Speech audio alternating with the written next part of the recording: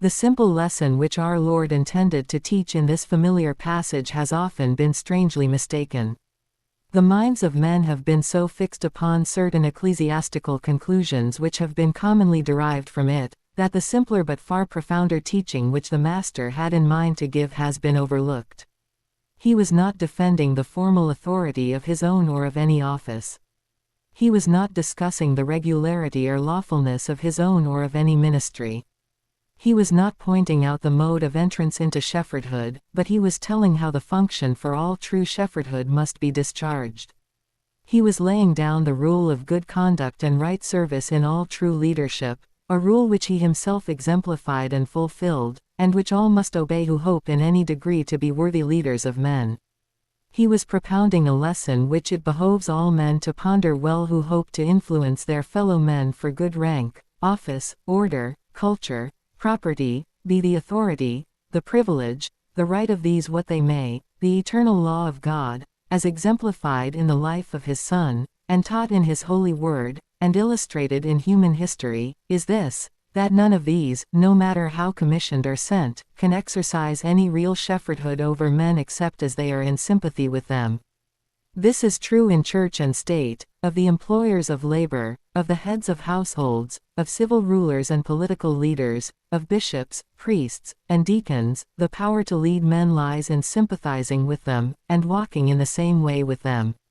The man of influence is the man of sympathy, the man of power is the man of service. He that loves is he that leads. The man of influence is the man of sympathy, the man of power is the man of service. He that loves is he that leads. He that serves is he that rules. Think for a moment, and you will see why it must be so. Man is free, the soul is free in the truest, deepest sense of the word. God royally made it so, and even he cannot control it by any merely external force or power.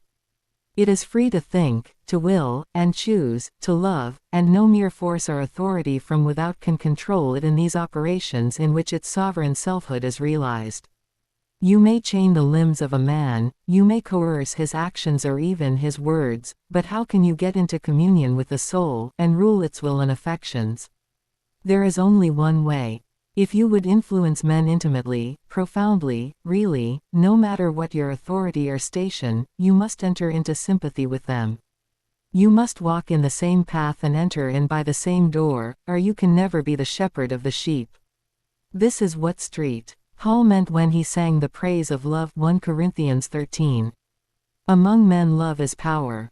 And a greater than Paul taught the same lesson and confirmed it by his own divine experience. The Good Shepherd proved and illustrated his own good shepherdhood by sympathy and love.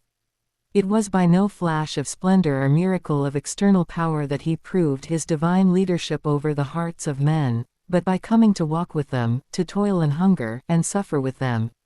He entered into mortal life by the same lowly door of human birth, he passed through it by the same path of toil and daily care, he made his exit from it through the same portal of suffering and death. In life and death he walked with the sheep. Therefore he could say, I am the Good Shepherd, not merely because I am commissioned and sent of my Father, not merely because I wield the power of omnipotence, but, I am the Good Shepherd, he said, because I know my sheep and am known of mine. B.P. S.